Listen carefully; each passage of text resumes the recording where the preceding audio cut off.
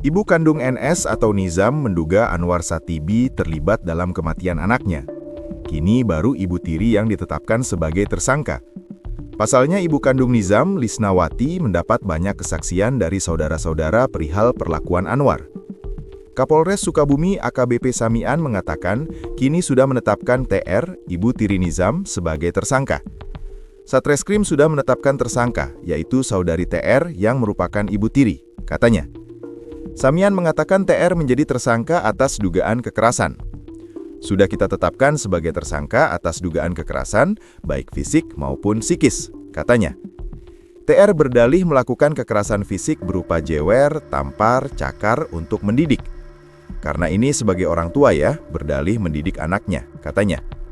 Namun ibu kandung Nizam, Lisnawati, meyakini bahwa TR tidak sendiri. Sebab ia sendiri merupakan korban kekerasan dalam rumah tangga atau KDRT dari Anwar Satibi. Sering dipukul, ditempeleng, malahan ditarik ke WC, si rambut ditarik ke WC sambil pakai golok mau dipotong. Waktu itu saya lagi ngandung, hamil Nizam. Ya udah kalau kamu meninggal, meninggal aja sama anak dalam kandungan kamu, kata Lisna di YouTube Denny Sumargo.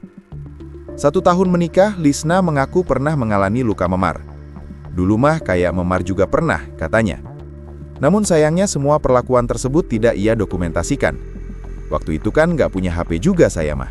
Di situ saya kabur aja, yang ngamanin saudara-saudaranya dia. Dia cari lagi, emang suruh pulang, tapi saya nggak mau. Ibu saya juga tidak bolehin, katanya.